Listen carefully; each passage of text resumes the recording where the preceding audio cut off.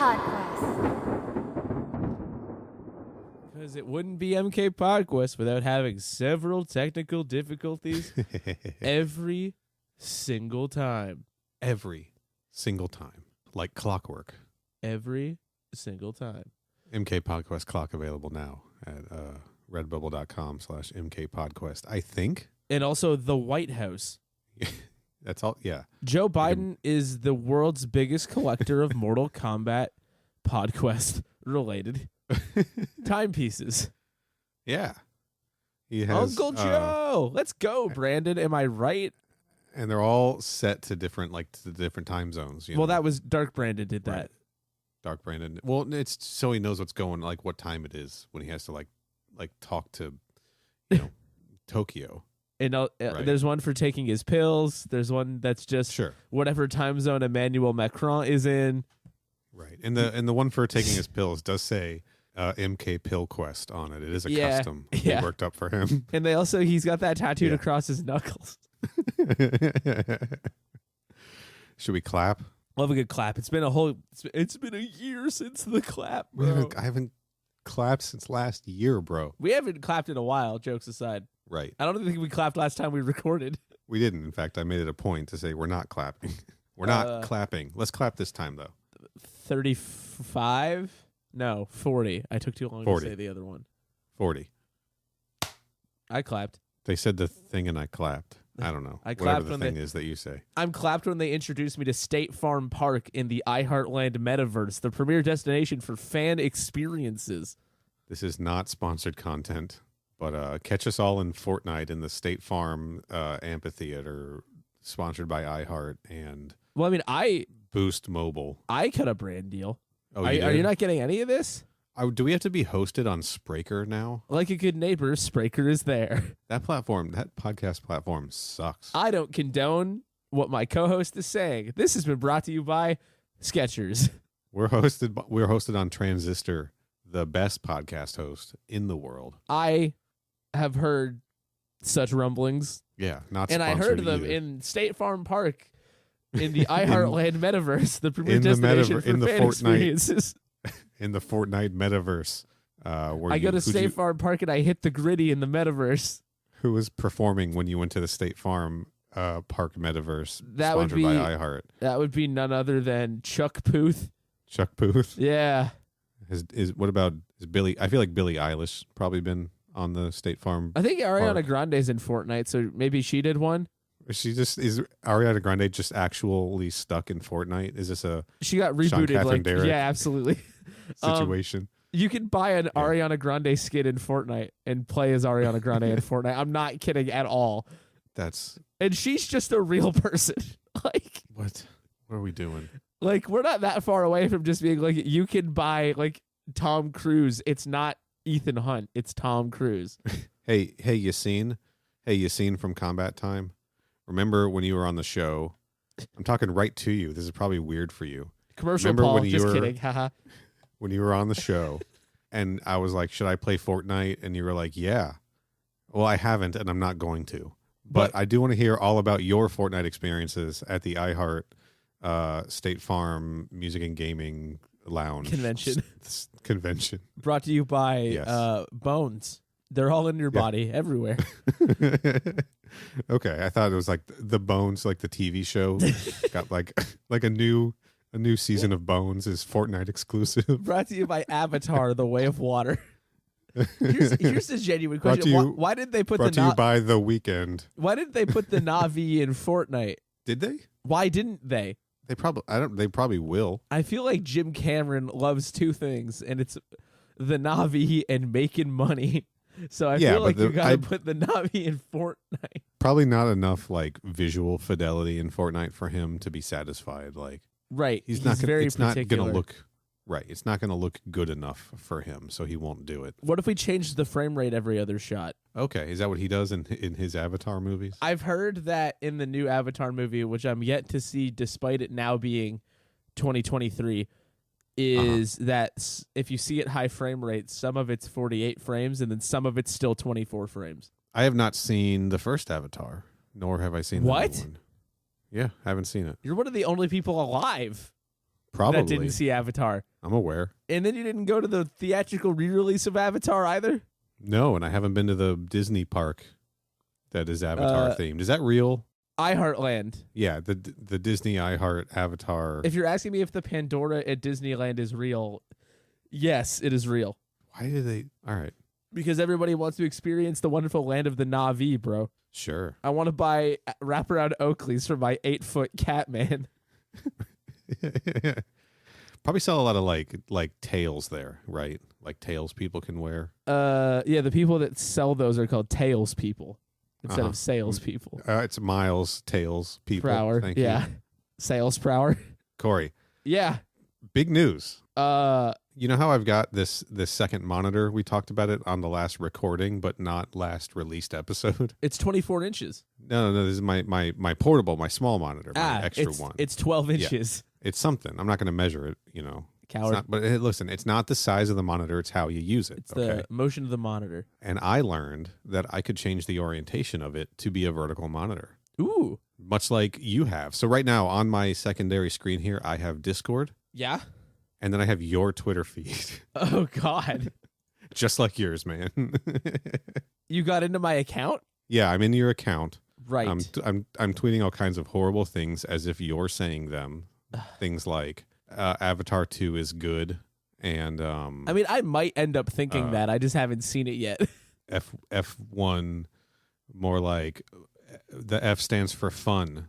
Interesting. Those are the tweets. Those are the tweets I'm making for you. They're not. Nobody's gonna think it's not me. Is the problem? That's what I want. I don't tweet much, but when I do, it's about that level of interest. And then I also tweeted, Bush Senior did 9/11. Just kind of change it up a little. That's like the new Coke of conspiracy theories. It's a bold twist on a classic taste. just to sort of mix it up. Like, why does nobody claim that Bill Clinton did 9/11? Because Bush Senior did 9/11. Right, but all I'm saying is like, you know, like why not go all out, right? If you're going to make the claim. Yeah, why not just be like, no, it was Clinton wearing a Bush Senior mask, wearing a George W. Bush mask. Yeah, you got in one. It's just like Point Break. Yeah, just a series of masks, and underneath them is the Patrick Swayze, Ariana Grande. Did they put Patrick Swayze in Fortnite, and then he did whatever Fortnite's equivalent of 9/11 would be? Jesus Christ! Yeah, I can see a world where they're like, we have purchased the likeness rights to Patrick Swayze. All of your favorite dead celebrities can now live on in the metaverse. And then some advisor leads into Ariana Grande and says a second Patrick Swayze has hit Tilted Towers.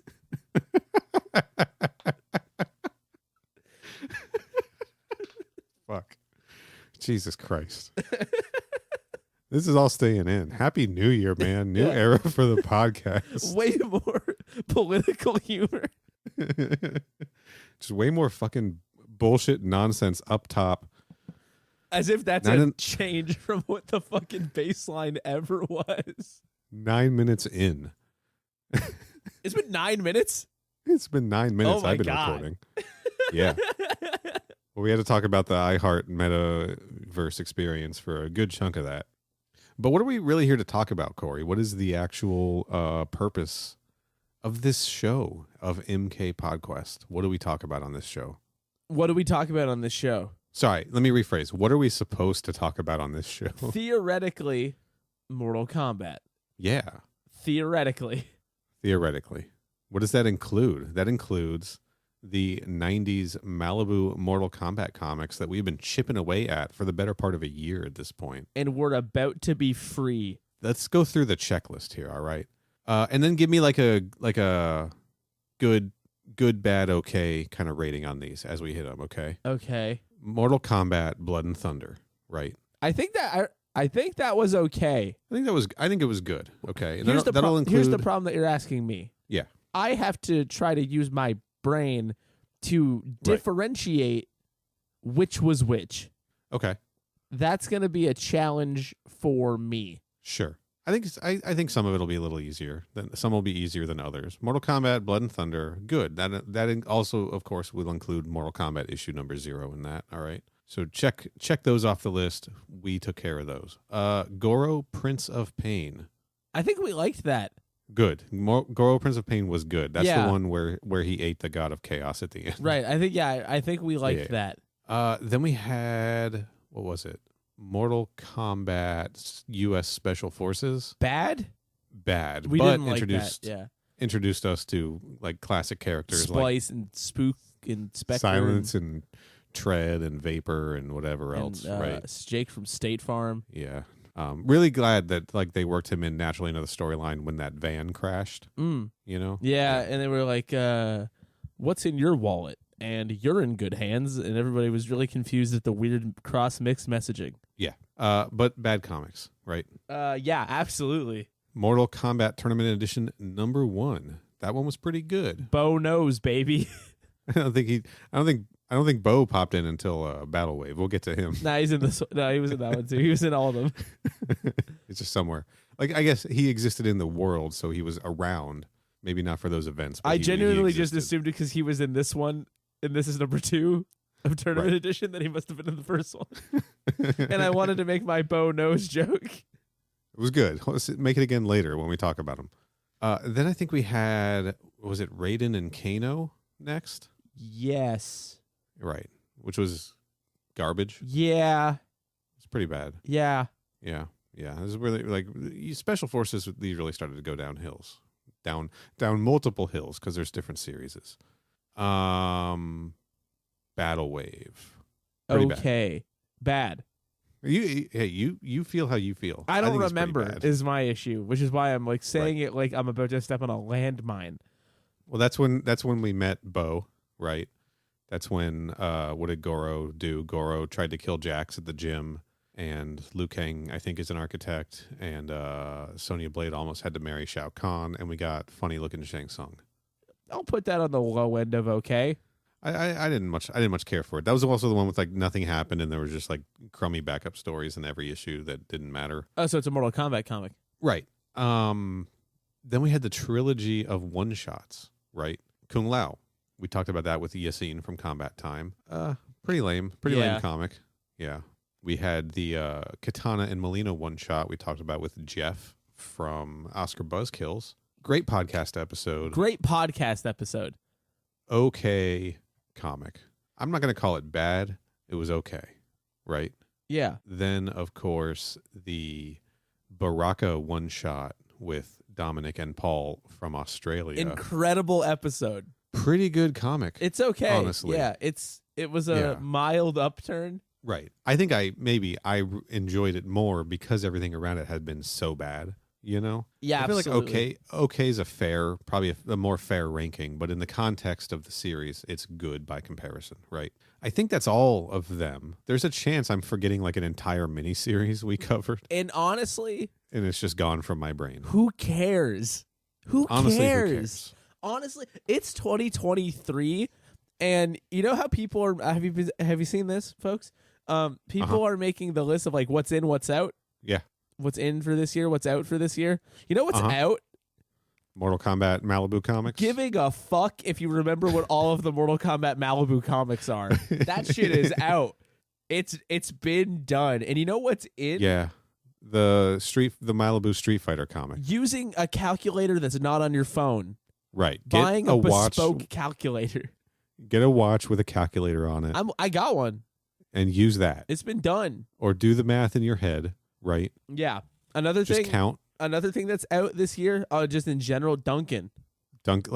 Yeah. Like Dunkin' Donuts or like a guy you know? You be the judge.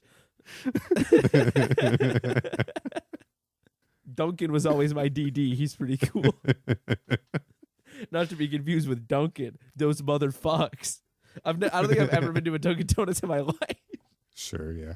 Well, it's, maybe in like an airport one time, but like, right. I don't know. If you want an okay donut and a coffee that's mostly sugar, that's your place, man. Head on down to Dunk's. Get yourself a caramel. Drive to Boston. Right. Just go to Dunk's. Also not sponsored content. Another thing that's in this year is somebody give us a sponsorship. Sponsorships are in for MK Podquest this year. This episode brought to you by Acres Gold. Liquid Death Water, come on. I drink it. This episode is brought to you by, if there's a company that exists that all they make is weird soda flavors, but not the gross ones. Right. Like, I think you're talking like Jones Soda, like Jones Soda Company. Sure. If they're handing out podcast sponsorships, I'll drink whatever the fuck stuff you make. Yeah. We'll crack a Jones every episode. Oh, you know what we should try to get? You know what the ideal sponsorship is, I think? What's that? This episode of MK Podquest is brought to you by season 3 of I Think You Should Leave with Tim Robinson streaming on Netflix. When that comes out, dude. Yeah. We'll do a watch along. I'll get Netflix again and we'll do a watch along. That's the guy you want. Everything you want, nothing you don't. Papa John's, bro. 2023 is the year of ko-fi.com/mkpodquest. 2023 throw us a few bucks. Is the year of classing it up with a DC, if you know what I mean. Anyway. Diet Coke for the fellas in the chat. All right. We have covered all of these Mortal Kombat comics. We have also covered the Malibu Street Fighter series that was so bad Capcom made them cancel it. They were cowards for that. I'm going to give that one a good rating. Yeah, nobody else gets scalped in anything, so... Yeah, no one gets scalped in the Mortal Kombat series. A man got scalped in the Street Fighter series. What are you doing, comic books? Really quick, can I blow my nose? No. I can't mute myself, but there's a real. You know what's in for 2023? Blowing your nose, bro. I'm gonna put clown honks in. Okay, I think that's better. Wow. Last comic book we covered, not really a Malibu comic because it happened after the Marvel acquisition, but the Virtua Fighter comic, right? Right. Yeah. Okay. It was okay. It teetered on good, but it was just a setup for a video game, so there was no real It was honestly kind of giving WMAC Masters a lore core a little bit. Kind of. Pretty much, yeah. And I'm the first person to say those words like that. WMAC Masters Lore Core. Yeah, absolutely. Yeah. We'll catch us coming soon, another episode of WMAC Casters. This episode of MK Podquest brought to you by WMAC Casters. Tune in on the MK Podquest podcast feed. Brought to you by Quest for the Dragon Star, an oral history of WMAC Masters. Not a sponsor, but... by Christopher Landis. Not a sponsor, but a good book you should buy. Also sponsored by, fuck it, why not? Long Live Mortal Kombat Round 1 by David L. Craddock. Also a good book. And this is brought to you by the now defunct, I believe, public broadcasting television program Zoom from Boston in the 90s. And NBA Jam, the book by Rayan Ali. Also a good book you should buy. And also not a sponsor. Weirdly, also brought to you by Pfizer, but not for why you'd think it is. Mm-hmm. That's all the copy they sent. Sure. Was just brought to you by Pfizer, but not for the reason you'd think it is. Anyway, while Corey was listing companies that are not books, I listed 3 books that you should read instead of reading Mortal Kombat comics. Actually, can I also name a book? Yeah, name a book. Mortal Kombat. By Jeff Robin. By Jeff Robin. Yeah, read that too. Fuck it. Why not? There's copies on eBay. They're not super expensive. Look, man, I couldn't think of any relevant books. What do you think I am, some kind of book genius? Do you want me to name the books I have on like my shelf? Like, what do you want me to do? That's kind of what I was doing. I also have Masters of Doom by David Kushner up there. Service Games. Okay, so this is brought to you by somebody for Christmas recently bought me The Answer Is, Alex Trebek's memoir. Oh, shit. So it's brought to you by that.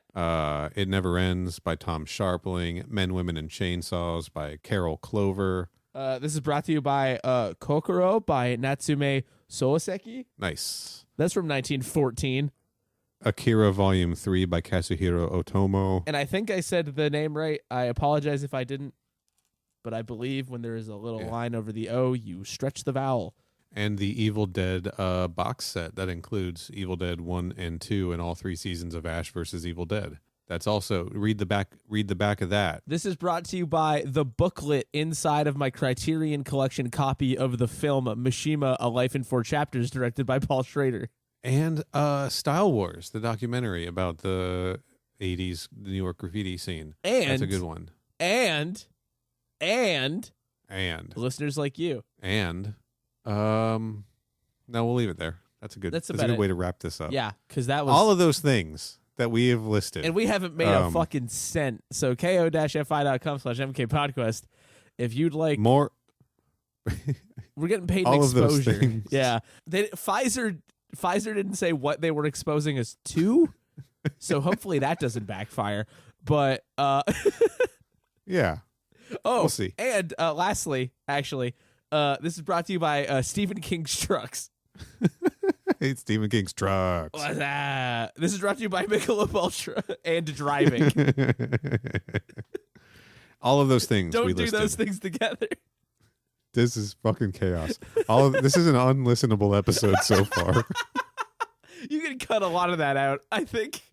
24 minutes in. Or you don't have to. This is the okay, issue. hey folks. This is the issue with when we don't record for a while, because there's a lot of pent up MK Podquest goop. Energy? Yeah. Just energy. Juice. I like energy more than goop. This podcast not brought to you by goop. Let's be very clear about that. This podcast has Riz. And so the problem with that is that when we're not recording, it's got nowhere to go. And it's been like 3 weeks. So it's been a long time. It's just absolutely bursting at the seams with the dumbest bullshit you've ever heard in your life. Folks, recording as of right now, we have been recording for 24 minutes and 38 seconds. Take a look at your playback and see how many minutes got cut out of this intro before we jump into what we're here to talk about. And this is why calculators are in. This is why calculators are in. Did that stay in the episode? We'll find out. I hope it didn't. Honestly, it might make it time. funny. Corey, it is time to close the Dao De Jan on the Mortal Kombat Malibu comic series. You're the only person alive that knows what that is. Isn't that the name of the book from Blood and Thunder? It is. Sure it is. All right. Thank God. Time to close the fucking book. Mortal Kombat Tournament Edition #2, the final issue of the Malibu comic series. Clearly not intended to be, though, right? No.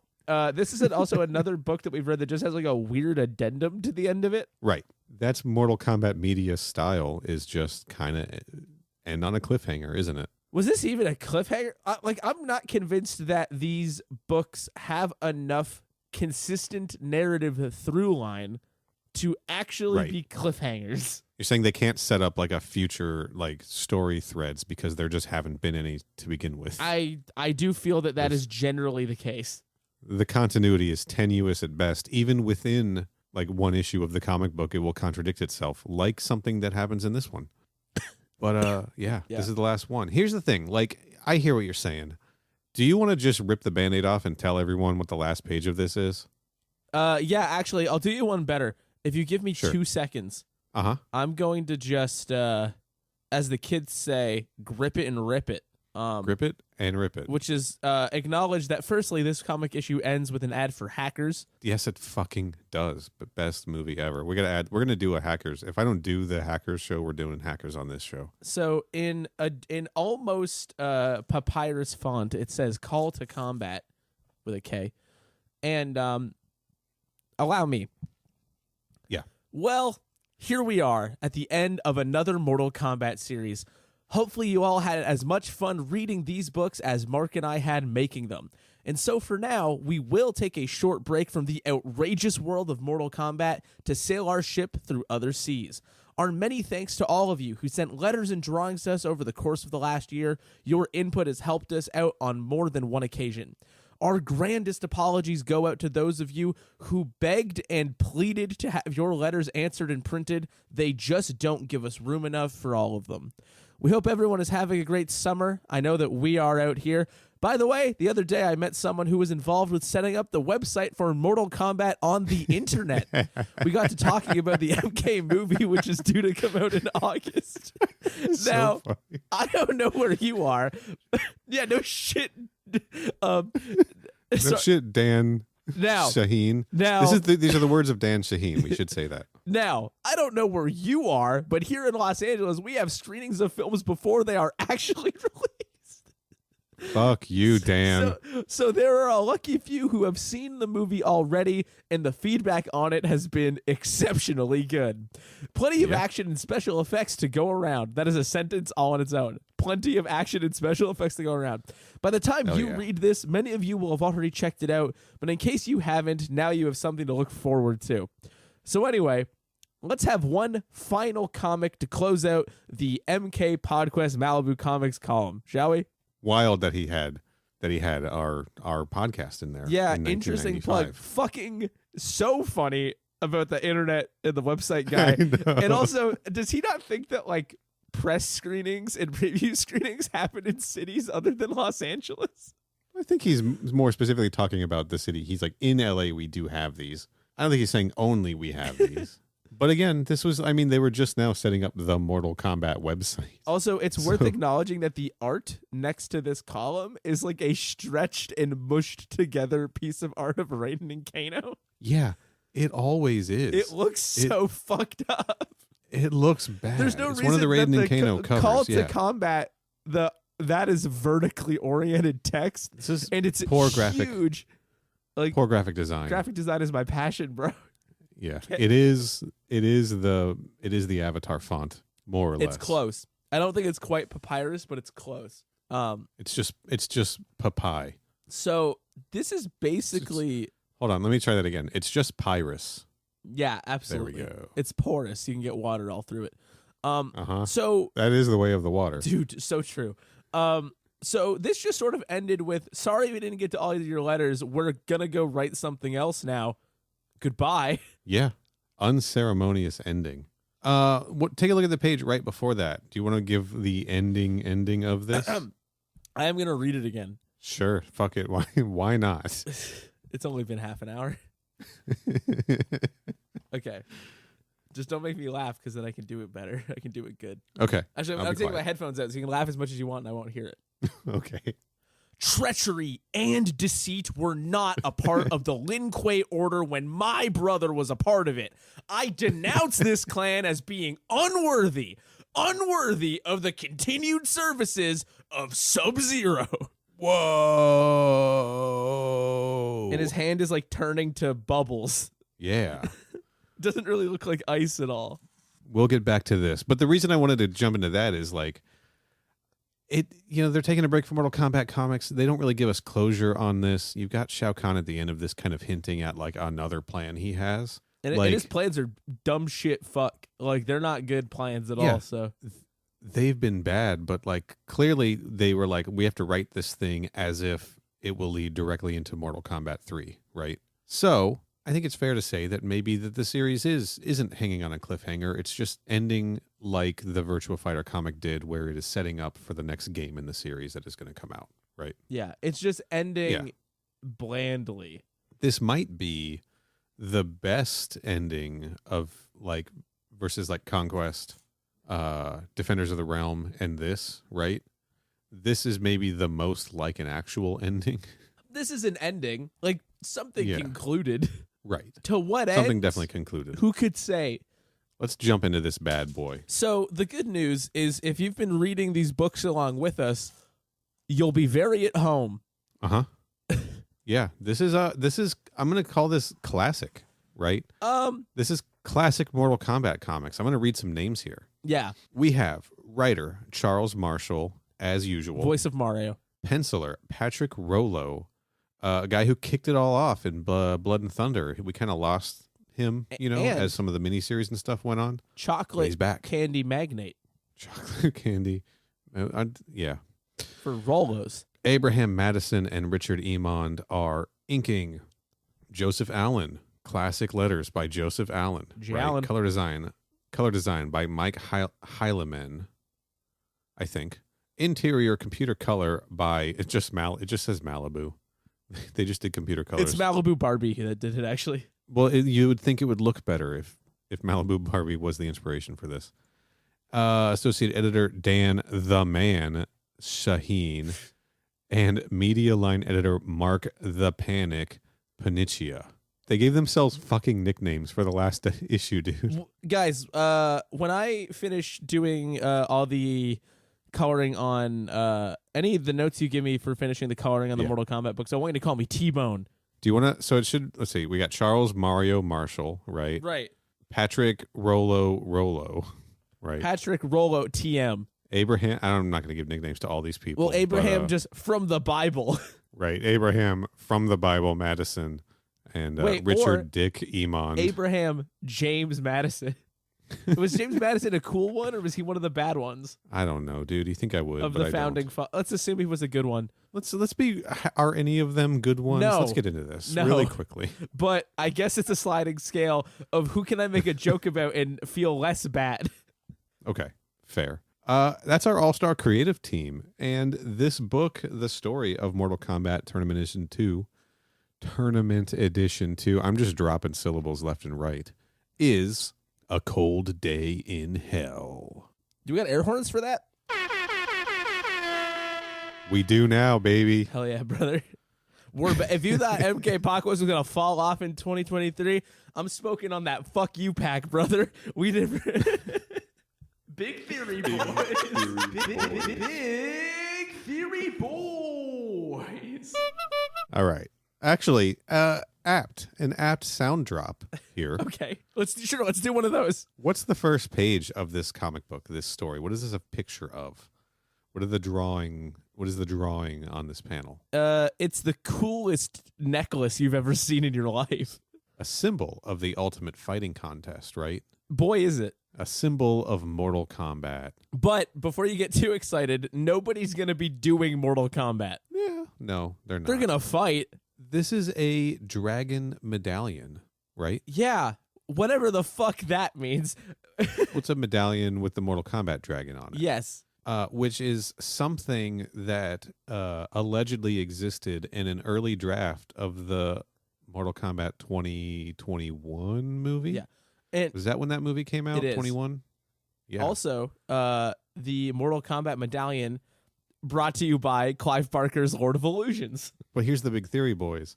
I'm wondering if that early draft of that script, if it was in fact legitimate, was drawing a little inspiration from Mortal Kombat Tournament Edition 2. Could be. Right? Yeah, because we haven't seen any other medallions, right? Not like they got medallions for winning in the 95 movie, or I don't know. There might be some like dragon medallions in Mortal Kombat 9, maybe. Mm-hmm. Right? This certainly isn't an amulet like a Shinnok amulet. Thank you again, Kyle. Shout out on the podcast. God, that was crazy. That's just for Kyle. That's just for Kyle to hear. Everybody stop listening until we done talking about Kyle. Yeah. But yeah, I don't know. That's a really shoehorned in there big theory, boys, that this was an inspiration for a later Mortal Kombat thing that then got further edited to be crappy. Can I make one more comment about the creative team before we talk about the book? Yeah. If Dan Shaheen and Mark Paniccia had a tag team, they could be called the Manic Panic. They could be and should be. Ought to be. Probably why they stopped making Mortal Kombat comics, so they could pursue their backyard wrestling career. Powerful stuff. So this medallion is the thing that Shao Kahn, for some reason, has had the power to decide is going to like determine the fate of Earthrealm and Outworld, I guess. This is the thing he was setting up at the end of Battle Wave issue 6 when he was just like, I know what I'll do. I'll make a game. And whoever wins the game gets control of Earthrealm, right? Right. This is the fucking game. He's like, I'm going to take this medallion, I'm going to throw it on a snowy mountain, and then I'm going to split up the Earthrealmers and the Outworlders, or like the good people and the bad people, on 2 teams, and whoever gets the medallion first wins, right? This is his stupid fucking game. So I'd like to lodge a complaint. Yes, please do. Why is it that every single one of these fucking books feels like you're getting stuck inside because of a storm and you can't do normal recess? So teachers Right, have so you to have to, like- organize a game. Every single fucking time with these people, it's just like, we've split you up into a wacky combo, and then Right. it just turns into fucking beaking at each other. Every 2 fucking teams. time with these people. Just go play 2 different dodgeball. teams. We're playing crab soccer today because it's raining outside, right? I don't know what that is, but yeah, absolutely. It feels like that. Oh my god, you never played? Okay, it's a big inflatable ball. Heard of it. Like a just like a rubber bouncy ball, like a large one, you know. Uh-huh. and you play soccer, but you have to crab walk the whole time. That sounds hard. It fucking rules, man. This is a good. I love crab soccer days. There was a game Anyway. that we did called Fireball when I was in elementary school. That was essentially Is that when you lit the dodgeball on fire? And yeah. It was like it was in the gym, and there were different balls of different sizes strewn about the room, and it was like free for all dodgeball. Okay, I've done this too. Yeah, this is fun. More fun than this comic book. You're right. You're 100% right though, and like even beyond that, just the idea of all the way back in Tournament Edition #1, everyone's running around chasing a book. Right? Yeah, like to the point where the Mortal Kombat tournament was canceled because of this fucking book. Yeah, what frustrates me, not frustrates, I'd like to give this book credit early for something. And what that is that this is the condensed platonic ideal of the Malibu Mortal Kombat comics. Your mileage may vary with that, if that's something you want or not. But, right, like, every element of this fucking setup is just peak these books. And, like silly gimmick, split into teams, immediate bickering, the loudest art we've had to date, maybe. Yeah, but also I'm glad it's back. The art is fucking nuts in this one, it man. Looks, it rules. Panels? Obviously. Never fucking heard of them. Never heard. The layouts are Chaos Realm level. Insane. The faces and muscles have never been larger. Well, the panels can't contain muscles and faces of this magnitude is the thing. Dude, the shot of Raiden and then Baraka's face and his mouth is stretching out like it looks like a Spyro character's mouth, like it just stretched out Muppet style.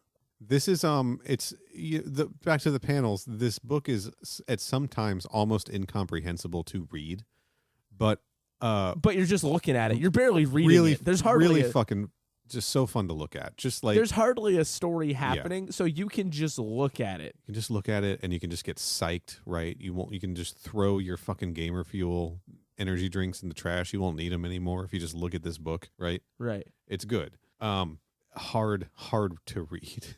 We start out okay though. The panels here are pretty balanced, right? We're seeing our two teams, the Earthrealmers and the Outworlders, for lack of a better term. I know Kano's over there on their side, and Kitana's on the Earthrealm side. Doesn't matter. And then like we just get right into this fucking scavenger hunt where instead of chasing a book, they're chasing a medallion this time. And as you said, fights break out pretty much immediately. Like right from jump, when Raiden is trying to like lead the Earthrealmers, Kitana is like, I should be in charge. I am from Outworld, and Raiden's like, I should be in charge. And then Baraka's like, fuck all of you. I'm just gonna murder you. Right? It's exhausting. And honestly, really, Baraka, really I don't blame you, my guy. Right. What else would you be expected to do? He did just like leave a party of people who were just spent about 6 issues and God knows how many days talking about overthrowing Outworld without doing anything. And he was like, all right, fuck all this. I'm going to go do something. Right. Right.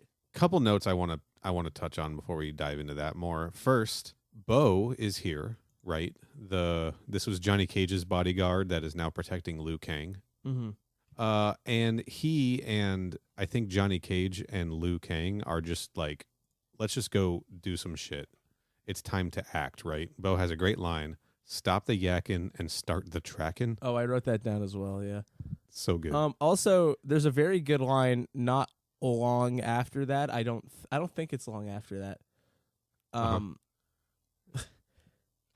When Shang Tsung is getting his team gathered. Oh, it's right after this, yeah. And then he's like, we're out here in the woods. This fucking sucks.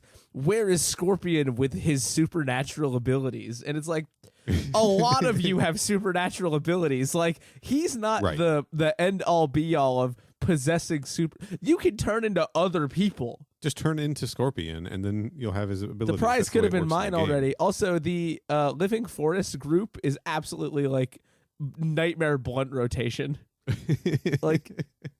All right, we're getting a little ahead of things here because we got to talk about what Baraka does to Jax. We do, right? but just we have to talk about it. Nightmare so bad. blunt rotation. So Baraka is like, hey man, I want to kill you because you're annoying. Yeah. And then Jax is like, hey buddy, chill out. I'm not scared of your bladed arms. Those pig stickers don't scare me, boy. And then Baraka's like, hey dumbass, they're not supposed to be scary. They're supposed to cut you. Blade's not meant to scare. Blade's meant to cut. And then he cuts. He like slices Jax's arms. Cuts his arms. The damage to his arms is unclear. Right. They're not cut off. They're just cut. They're cut up. But clearly teasing something we're going to pay off for in a little bit. And then Raiden, in one of the wildest panels of any book I've ever seen, ever. The proportions are just nonsensical. Right. Is like, hey, you're fundamentally bad. The gods don't like you. I'm going to hurt you. Yeah. And he does. And then Baraka's presumably smoldering chest is lying on the ground. Presumably he puts his hand on Baraka's head and just starts electrocuting him, right? Like on the back of his head. And like Baraka's head is like, it looks like it's inflating like a balloon. Right. In that panel.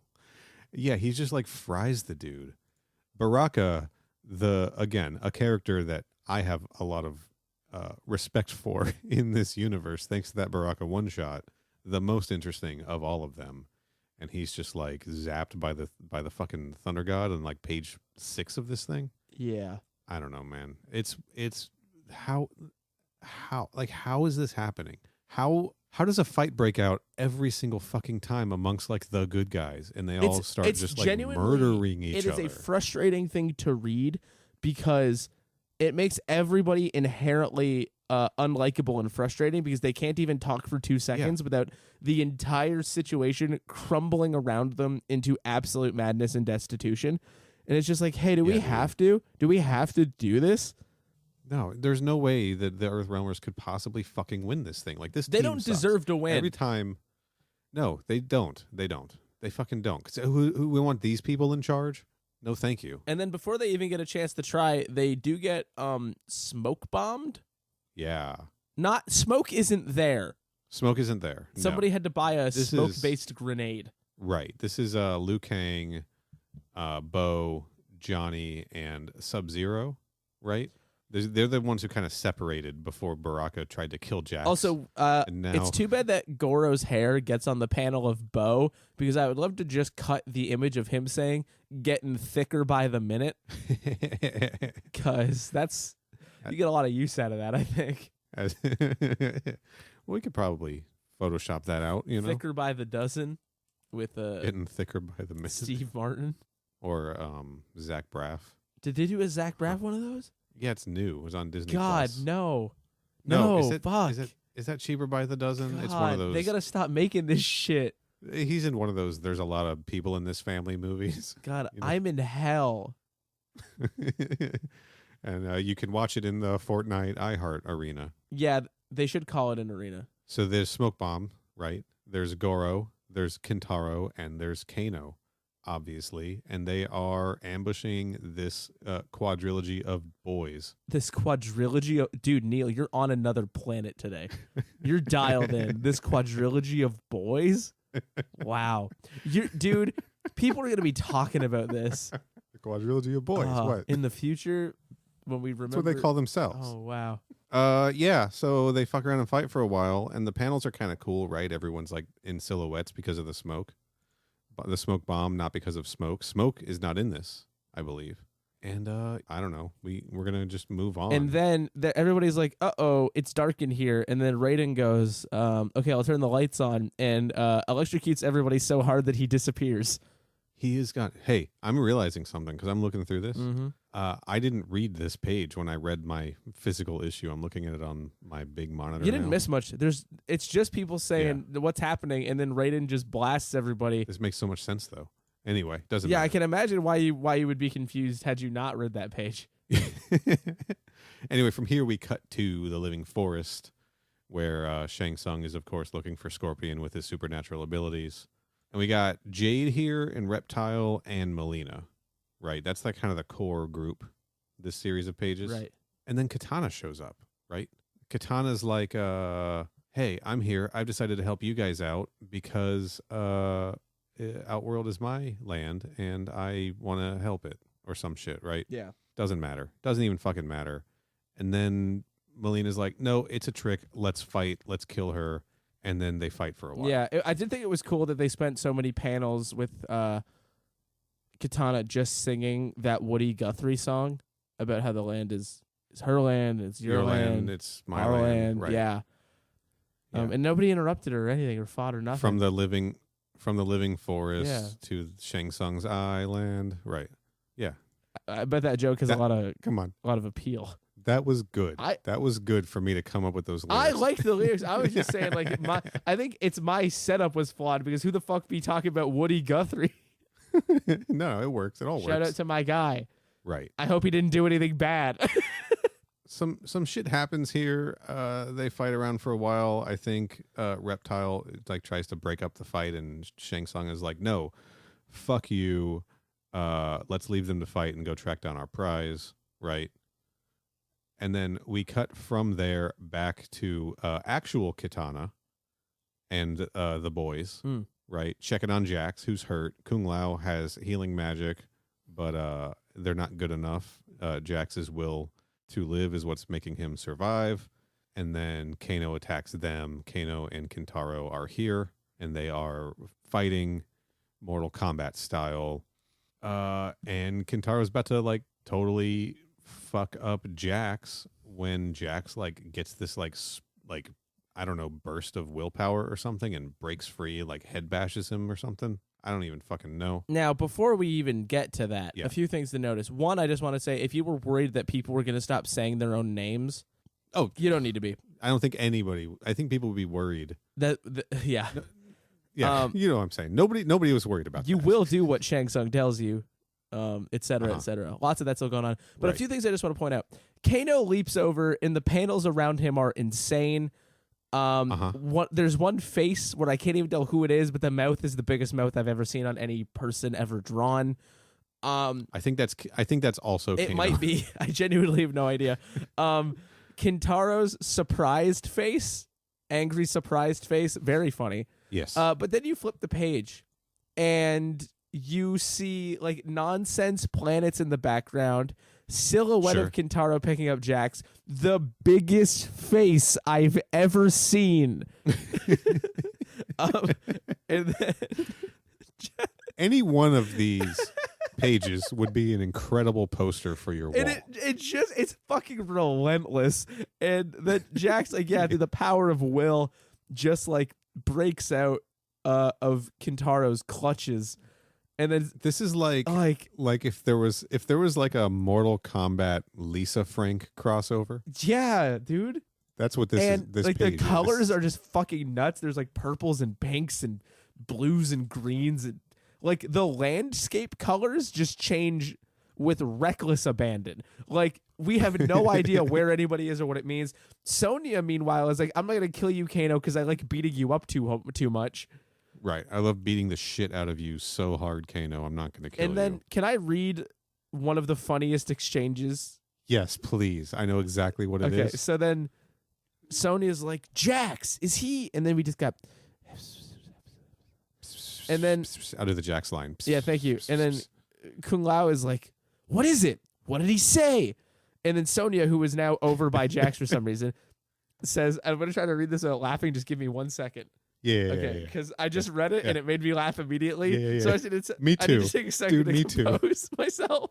I'm gonna take my headphones off again, just to like take a second to take a breath and get this rolling. Because oh my god, it's the funniest thing I've ever read in my life. Crucial moment. Okay, so just give me a sec. My headphones are off. I can't hear you, but just give me a sec. He said, when we get home, we're going to get him some metal arms. I heard. Yes. Jax is getting metal fucking I don't arms. think that delivery was too bad given the circumstances. It was good. We're gonna get him some metal arms. And then like once you're reeling, right? Like you've taken emotional damage from reading that line. You're in hysterics. You look immediately to your right, you see the funniest drawing of Scorpion I've ever seen in my life. Like it is just fucking relentless. And then like Siang's jawline and the hair. Holy shit. I know. It's off the charts. Mental. It's crazy. It goes crazy. This comic does go crazy. So again, there's another setup, right? Like either they're setting up Jax to finally get metal arms for whatever the Mortal Kombat comic book continuation will be. God. But since that didn't happen, it's also like kids reading this go pick up Mortal Kombat 3. Yeah. Suddenly Jax has metal arms. They're going to be like, oh, it's because in the comic books, Baraka cut his arms. They're also right? establishing that like metal arms are like a quantifiable, already existing product in this world. Dude, that's the thing. They are. Who was it? Oh, big man. It was, big guy. It was Lance. No, it was Lance in fucking Blood and Thunder. Yeah, already had big metal arms. Guy had a metal arm. He had one. So Jax knows that these exist. I feel like somebody else in the Special Forces comic did too, right? But maybe it's just not like an elective surgery. Maybe you have to like lose your arm to be able to get it, right? But yeah, I don't know. That's kind of a nice bit of continuity. They set that up all the way back in Blood and Thunder. They knew where this was going. But anyway. Yeah, anyway. Let's talk about this unhinged Scorpion and CA. And again, the landscape shot that we get of the living forest, there are just like metallic orbs floating. 4, 5, 6, 7, 8, 9, 10 of them. 10 orbs. 10 metallic maybe orbs. 11. Sure. And none of them are the Warrior King's orb. No. Thank God that didn't land in this universe. Am I right? God. And they're in the Yellow Light Cave, famous to the living forest. Sure. And then Scorpion, that panel of Scorpion with Siang in the background, looking like a big statue, just fucking hilarious. Oh my God, this art is like on. They were on. They took the same drugs that Stephen King took when he directed Maximum Overdrive. Like, sure. Patrick Rollo has no memory of drawing this comic book. And then Scorpion's just like, you're dead and alive? You're just like me, right? Tell me about that. And then Siang just like, we get a recap. But we get a recap with some of the fucking craziest art. Hold on. You have both the essence of life and death about you. That puzzles Scorpion. Bitch, it fucking shouldn't. You're a Scorpion. Are you fucking crazy? Are you kidding me? He's like I'm no longer alone, right? You've never been alone. You've got a whole other personality in there. So we get the recap on Siang, right? And for no reason at all, on the page where that starts, there is just a little Siang head in the corner. Sure, so we know who's talking. Right? Look who's talking. And the art. God, I need to cut that out and make that like an emote in our Discord. God, yeah. But also like the panel where Goro, the part of the page where Goro is mashing those boys together, and they've got like blood orb particles. Yeah, like, there's like Deadly Alliance. And the colors again are fucking crazy. It's so like bright and wild. Like this is the best these have looked. It's unhinged, but like it's just a feast for your fucking eyes, dude. This is also an example of just an illegible page. Oh yeah, it's nonsense. Like there are text bubbles everywhere, and there's just sort of images. It's like it's a very raw experience. Like you're not reading. This is washing over you. This is a wave. Exceptionally impressive how Patrick Rollo was able to make every single panel on this page both on top of and below every other panel on this page. It's fucking nuts. Right? It's masterful work. This is like an M.C. Escher comic book page. Yeah, well, and there's a lot of like a bunch of small panels together and then just a giant slab of art over top of it all. Covering most of them. Yeah, like the next page has like Siang in the fucked up purple, orange, blue world, and then Shao Kahn's face, the Death Stone, Siang again. Scorpion's now there. Siang's wallowing. Yeah. Which I guess let's just run through. Basically, Seeing's story is because one of the two brothers is dead. I don't know which one, and I don't think they tell us in this. And the other one merged with him one final time, and they're kind of just stuck as Seeing now. Because if they, I think, unfuse, one of them's gonna like just be gone, right? Right. But because one of them was technically dead, they are under control of the Death Stone, that thing that Scorpion had that got stolen from him or broken in the Baraka issue or whatever, and he lost control of the undead army, right? But because Shao Kahn had the Death Stone, he then could control Seeing. So Seeing has like been in hiding so that he won't get like controlled or whatever. Right. Yeah, that's his story. That's what's been going on with Seeing all this time. We haven't seen him in a while, you know? We're all caught up now. So Scorpion's like, man, you've been through a lot, buddy. I can grant you a release. And he pulls out the Death Stone. But didn't we see the fucking Death Stone get lost in the Baraka issue? I don't know. Right. I'm just going to be honest. I'd love to say yeah, and they fucked up, but I don't remember. I don't know. Well, because even Seeing here says the Death Stone was broken recently, but still I am his to command. And then Scorpion's I will say, I don't know why Scorpion has like an intact one. Right. Scorpion's like, well, here, I'll release you from your pain. I've got the Death Stone. Because that's the thing. It's not a Death Stone. It's the Death Stone. Right. So it has. So on this one page, we're told it's broken, and then we're shown that it's not broken, but then it is broken. I can't follow it. MK Podquest. No, the boys at mkpodquest.com, if you understand what's going on here. Right. Right. But Scorpion's like, I'll help you out. Smashes the Death Stone. Seeing's like, I'm free. I am finally free. And then, or whatever the sound effect sound is, Scorpion fucking spears him in the chest, dude. Yeah, for no real reason. No gain. Because he looks too. Also, there's way too many scorpions standing next to each other on that page. There's a lot of scorpions on this. There is a lot of scorpions. There is 3 of each of them on one page. Yeah. Yeah. Man. And don't get me wrong, Scorpion looks bad as hell. Like his arms are just comedically gigantic. Yeah, and they did something to the way he was drawing the mask and the head. It looked a little different. It's just not working. But Scorpion now just has murdered Seeing, and then he says, only the dead are free. Good line. Good Scorpion line, I guess. Doesn't really mean anything. Yeah, it's like, I guess he's like technically doing a favor then. Right. Technically. On the count of on the murder. Yeah. So now we cut to Liu Kang and Johnny Cage and Bo. Bo's here too. Climbing a mountain, and they hear... It's very funny that Bo is just part of the team now. Yeah, not that he doesn't deserve it, but it's just like he's just a guy. I'm glad Bo is here. Like he's just a guy is all I mean. Well, he's big and strong, right? Like clearly, like he's like he could be a Mortal Kombat fighter, right?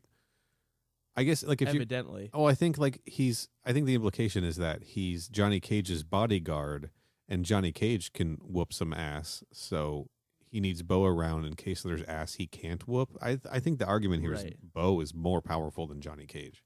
Could be. Otherwise, why is he paying him? You know, doesn't matter. Well, you know what's kind of a bummer is that we didn't see what was his name? Stone or Flint or Onyx? What was that guy's name? Oh, Henge. Henge. Yeah, we haven't seen Henge in this issue. That's kind of a bummer. God, there's so much of this book left, and it's just like it goes pretty fast though. Continually outrageous art.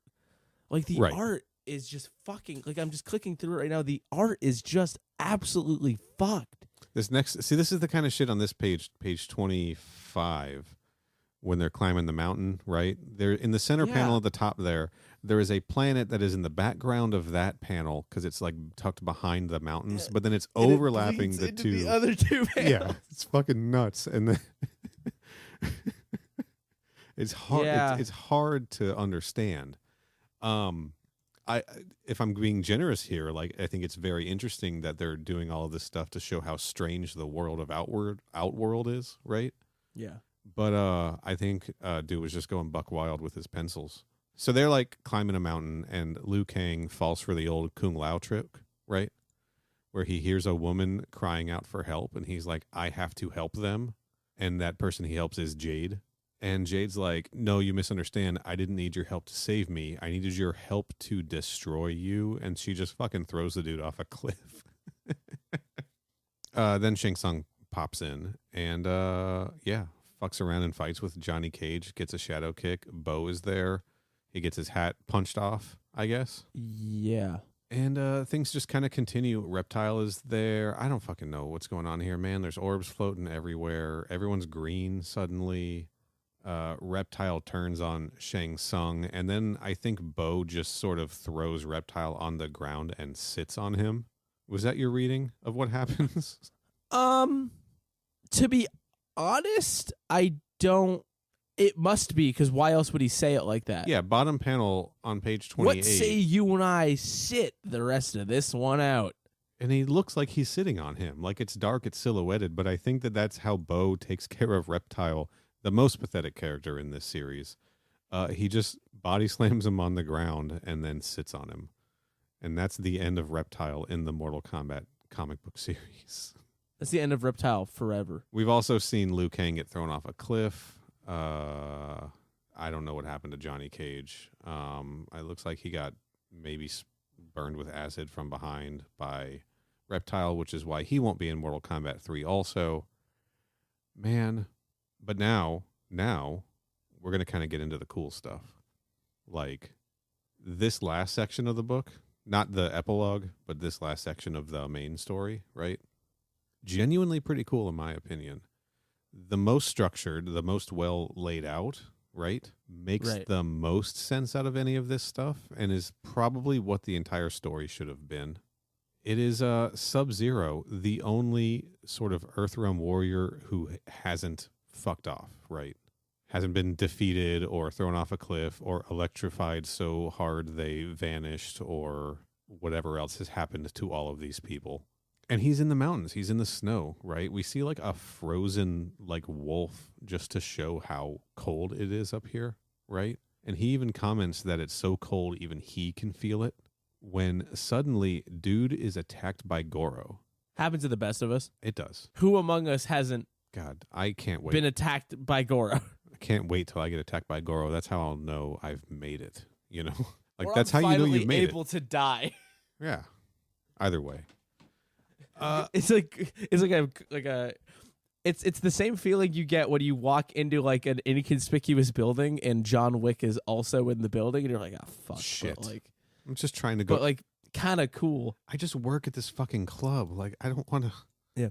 Every interaction with Goro is similar to the John Wick ones, where the two guys are just like, yes, I respect you. Yeah. I'm good at fighting, but we have a mutual understanding. Now I'm here to kick your ass. Yeah. Well, now I'm gonna murder you, right? So we get a Sub-Zero and Goro fight, and it's pretty good. Sub-Zero says some shit about like the Arctic chill has combined with his force and made it more effective, and he fucking freezes Goro up and kicks him in the chin and defeats him. Goro is down, right? And there's this nice little, like, again, Charles Marshall really reaching for that Eisner Award with his description of how storytellers of Outworld will try to spin tales about why the Prince of Pain fell this day, right? Perhaps the bitter cold lent strength to the Lin Kuei warrior, etc. Right. Interesting that, I don't know, he's writing lore for the future, I guess. They will gloss over the reasons, but the end result will always remain the same, and the Lin Kuei warrior's name will be held in awe and respect from this day forward. But this dude's days are numbered, aren't they? Because he has knocked out Goro, only to realize that Scorpion is also there with a weird lumpy face again, you know? Yeah, this whole section just like I actually like weirdly. First of all, we have like one of the sickest panels of all time coming up, but Bro, yeah, we do. There's a weird thing here where it's like I don't prefer the arguing and the infighting, but this just feels like missed potential to not just be like, and then we put Scorpion and Sub-Zero together. Sure, finally, it's like, yeah, no shit, like. Finally, we're gonna have the showdown between Scorpion and Sub-Zero, right? Like that's clearly what all of the fans are clamoring for, you know? Yeah, it's just like, cool, man. I've never heard of that one before. But I like that Sub-Zero's like, I'm not going to fight you. Like, I'm not going to. Yeah, Sub-Zero's like, I don't really give a fuck. There are more important things than worrying about a Spectre's revenge. Death will take care of itself. And then Scorpion's like, bet. Yeah. Because dude's at the medallion. Sub-Zero is at the fucking medallion. He's like, I'm going to do this. And Scorpion's like, he says, do what you must, but it will not change the fact that I bested you in a fair fight. With your supernatural powers, killing me would be the ultimate act of cowardice. Scorpion goes fucking Ghost Rider mode, right? Yeah, and also this. What's fascinating about this is drawn in a panel, but the panel has been skewed about 20 degrees, so it doesn't even fill the page. Yeah, like it's like you see the whites of the page, right? Well, he's really because of the way it's been oriented, and then the next page is a full spread. He's building it up, man. He's building. He's first of all. I personally applaud the use of negative space in this panel. It's page. Cool. It looks sick, and also like it makes sure you're focused on the thing you're supposed to be looking at. Yeah. Which this book is generally bad at because there's too many things going on. That's what I'm saying. Like most of the care, I think, went into these last few pages. Yeah, Scorpion's just full Ghost Rider mode. We shall debate the issue in the afterlife. Unleashes fucking hellfire on Sub-Zero, who we should say at this point has removed his mask. So we do see his full-ass mug, right? And dude is just like burnt to a fucking crisp. We now get a page where he is still alive, crawling up the mountain on fire, and he grasps the Mortal Kombat medallion with his hand that you can see that the flesh has been burned away from because it's just like bones. Yeah, and it is also the fucking wildest face. I mean, he's going on here. Horrible pain, but he's like, I'm going to get that medallion. I'm going to win this game of Shao Kahn's. And he does. And then we cut to the Fortress of the Dark Emperor. The Cobalt Mines. Right? Yeah. Where there is a big lizard man, well, just a big lizard outside, and there seems to be blood raining from the sky. Or lava. Or lava, because the fortress does look like a volcano, but I'm pretty sure it's blood raining from the sky. And Shao Kahn is like, oh, the game is over. Good job out there, Sub-Zero. Looked pretty cool. Good job. Too bad I can't do anything for you. Yes, I would. But I have more weighty matters at hand. And he is holding his skull mask, which we haven't really seen up to this point. And he says, my plans can begin in earnest once the players have been returned to their homes. Cut to a page showing Liu Kang, Sonya Jax, Kung Lao, Scorpion, Bo, Johnny Cage, and Kano. The time for games is past. The final darkness fast approaches.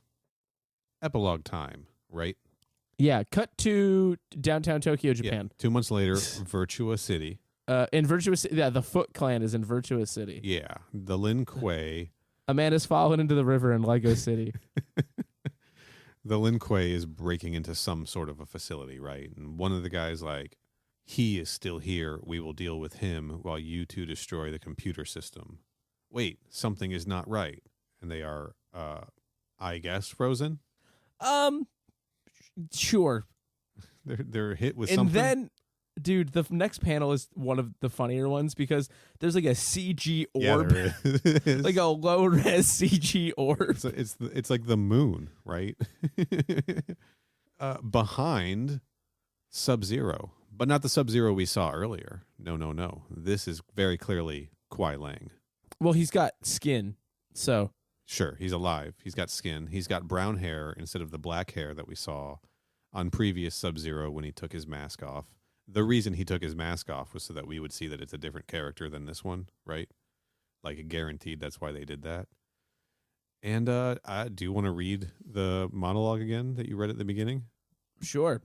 Let's do it. Treachery and deceit were not part of the Lin Kuei order when my brother was a part of it.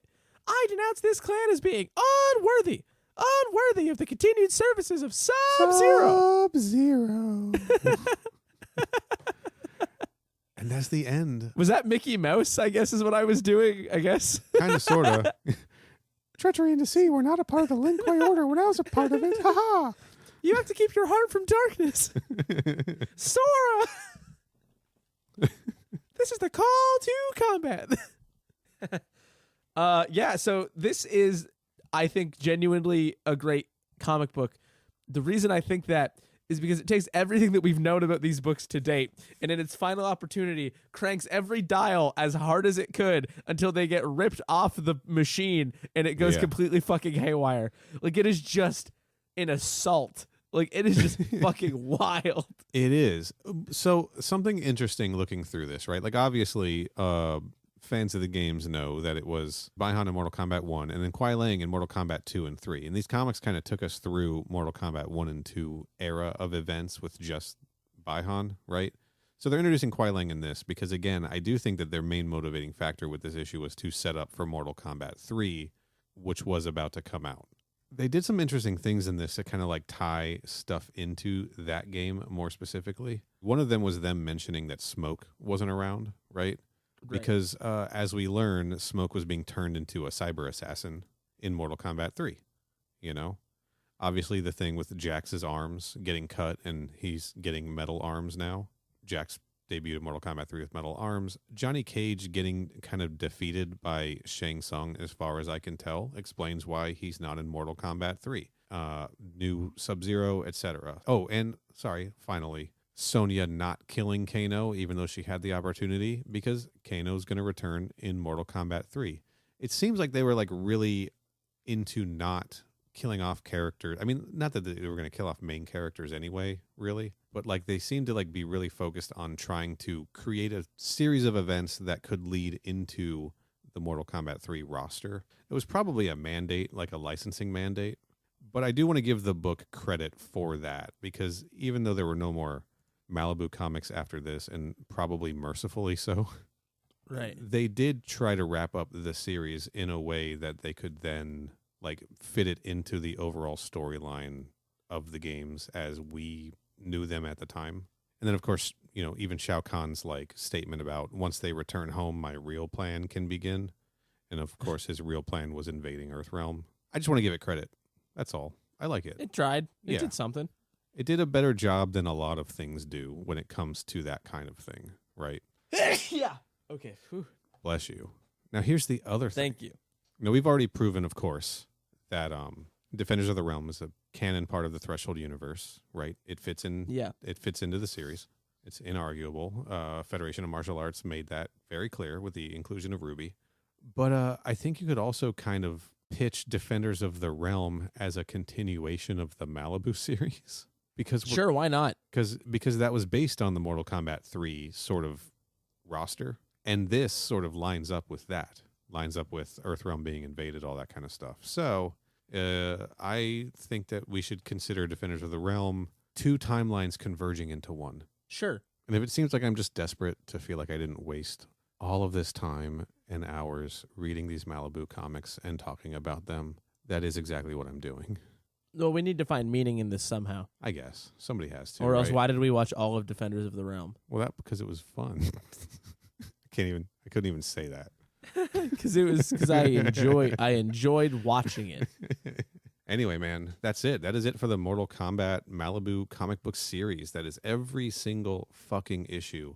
Have you ever read a complete comic book run before? Yes, but like once. Was it like a 6-issue miniseries? Like, no, I don't remember. Let me look at how many issues it was, because I don't actually know. 51. Okay, what was that? Guess. What was that? That's including 6 special issues. It was The Wicked and the Divine. The Wicked and the Divine, of course. You talked about that on our Mortal Kombat Comics issue 0. Yeah, episode. A very good book, and strangely, because I was not somebody who ever grew up interested in gods or mythology at all, something that has a lot of that in it. Anyway, it's really good. People should read that if you haven't. You should read that instead of this. You should read Quest for the Dragon Star. Yeah, there's a few others that I've gotten, like, I got close to finishing, or like a large chunk of a way through potentially. Right. Or like it's ongoing. Like I am mostly caught up on Saga. Okay. Not anymore, because I think like a whole ass fucking trade paperback came out, and I don't have that. But anyway, okay. Occasionally, but it is hard to keep up with comics. So this is one of the more consistent comic reading experiences I've ever had. How do you feel about that? At this rate, fine. Okay. Given what my life has become, This is par for the course. Okay. This is what you'd expect. I think that the most apt comparison to reading this entire series is that I believe I've read every issue of the Top Cow Tomb Raider series. Top Cow Publishing. What is that? Did they work with Image? It was a comics publisher. They're not really around Top anymore. Cow? Top Cow. They did The Darkness and Witchblade. Cow. They had the Tomb Raider license, and I think there was like 50 issues of that as well. And Damn. I'm pretty sure I read every single one. Damn. Maybe not a crossover here or there. Like if she popped up in The Darkness, I don't think I was following Lara Croft over there, just because I don't think those got collected. But yeah, this is probably one of the few that I've read the complete run of, and it helps that it's a relatively short run still. Yeah. I don't know how many books we read in total, actually, but... I can count real quick. Sure. Hold on a second. Holding. Okay. Issue 0. So it's 1, 2, 3, 4, 5, 6. 26. Half a wick div. 26 Mortal Kombat comic books under our belts, plus the 3 Street Fighter issues and the Virtua Fighter issue. Those count as well. That brings us to an even 30. Nice. Yeah. Let's talk a little bit about this specific issue. How do you think it wraps things up? It doesn't. It doesn't. It doesn't. It and doesn't. It does. It doesn't right? wrap anything up, and there was nothing to wrap up in the first place. Sure. As an overall experience, did any of it work for you? This issue? This specific issue? Yes. The whole thing is wild. Right. That's genuinely my answer. It's not a particularly astute one, but it's just fucking nuts. It is. It's like the art does carry here. The writing is kind of beside the point. Yeah. But holy shit, they just really went for it, and I do really appreciate that. Yeah, they went out with a bang, right? I feel nothing for these characters. I don't particularly care what they end up wanting to do with them. Sure. But the art was gas. So yeah, the Sub-Zero Scorpion showdown at the end did genuinely work for me. I found that really interesting in a cool way to like tie up that story for the time being, right? Right. And I mean, because like we'd seen Sub-Zero sort of being kind of worried about this specter that was following him around trying to kill him for a long time, and then finally he like came to terms with that and was like, I got more important things to worry about. I'm gonna go do that. I'm gonna try to save Earthrealm or whatever. And then just get fucking burnt to a crisp. Like, I don't know. I dug it. Like I prefer that over the fight that the comic would have in theory given us. Right. Right. Because of the way that the fights in these comics always go, like I appreciated that they went a different direction. So that worked for me, and I thought that tied up that storyline in a fairly interesting way for the time being. And then, of course, showing us the Kuai Lang at the end was cool, right? I think that the Lin Kuei designs in this look pretty sick. But that's it. That's all that worked for me. I'm with you on I don't give a shit about the rest of these fucking characters. They have no character to them. It's just a lot of infighting and, you know, saying stupid shit. But I guess the one last thing I like about the comic book series as a whole is it didn't make Liu Kang the main character. I would argue there's not exactly a main character. Right. That's what I'm saying. At all. It's an ensemble piece. Yeah. Yeah. But so that's what I'm saying. I appreciate that direction, even if it wasn't very successful on the whole. Right. We got some interesting Baraka stories. We got a really interesting Goro story. The Sub-Zero thing, I think, tied up in a really cool way. Kung Lao didn't get much, but like I like that we spent some time with these other characters exploring their stories instead of just making Liu Kang like the de facto main character of the whole thing, like the movies did, right? Because I can't imagine how fucking boring that would have been. Like we would have had like 6 pages of him, I don't know, drawing blueprints, you know. So I like that. I think what I'm doing now is like I'm comparing what we got to what we in theory could have gotten and saying I think I like what we got better than my worst nightmares could have been. As a whole, yeah, these are fun to look at and not fun to read. I guess that's the summation. Yeah, I'm down with that. Yeah. I'm out of steam. Are you out of steam? I'm fucking out of steam. I'm so tired. The last 2 days I've been up till like 3 a.m., 4 a.m. I haven't eaten today. Yeah, It's 3:30 in the afternoon. and let's be real. We burned a lot of calories in the first 45 minutes of this recording. Just saying a lot of the dumbest shit. Let's get the fuck out of here. Corey, what do you got going on? Yeah. Other podcasts, honestly, just go to mortalkombatconquest.ca. You'll find them there.